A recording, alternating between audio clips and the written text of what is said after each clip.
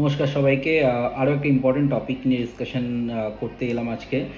সেটা হচ্ছে আমরা দেখছি প্রতিনিয়ত লাস্ট 2 থেকে 3 মাস ধরে বাচ্চাদের প্রচণ্ড পরিমাণে সর্দি কাশি হচ্ছে এবং এটা অলমোস্ট কন্ট্রোলের বাইরে চলে যাচ্ছে সামটাইমস। মানে আপনি দেখবেন এক সপ্তাহ বাচ্চা ভালো আছে, পরের সপ্তাহে আপনাকে আবার ডক্টর ভিজিট করতে হচ্ছে, একটু কিছুদিন ভালো থাকছে আবার নাক থেকে সর্দি আসছে। তো এটা এত কমন হয়ে গেছে, মানে কমন কোল্ড অ্যান্ড কফ হিসেবে প্রচুর ধরা পড়ছে এবং এটা লাস্ট 2 to 3 মান্থস এটা প্রচণ্ড বেড়েছে।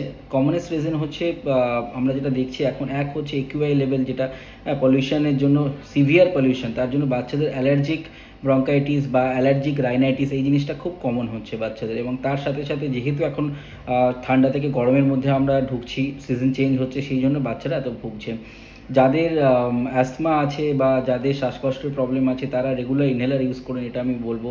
অ্যান্টি অ্যালার্জিক দরকার হলে যেরকম রেগুলার বেসিসে আমরা দিয়ে থাকি সেটা ইউজ করুন ডক্টরের সাথে পরামর্শ করে।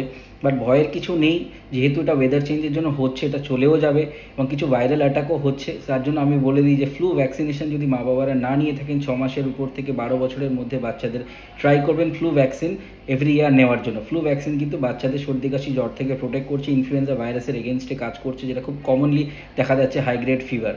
এবং লাস্ট কিছুদিন ধরে ফিভারও প্রচণ্ড বাচ্চাদের আসছে, তার সাথে রেসপিরেটরি ট্র্যাক ইনফেকশন হচ্ছে।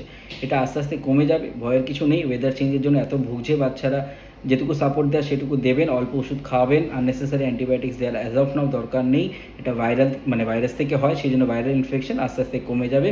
অ্যান্টিহিস্টামাইন, প্যারাসিটামল এগুলো দিলে জ্বর কন্ট্রোলে থাকবে, ভয়ের কিছু নেই। যদি খুব বেশি হয় ডেফিনেটলি আমাদের চেম্বারে যোগাযোগ করুন এবং আপনি সাবধানে বাচ্চাকে রাখুন। অসুবিধা হলে জানাবেন। Take care.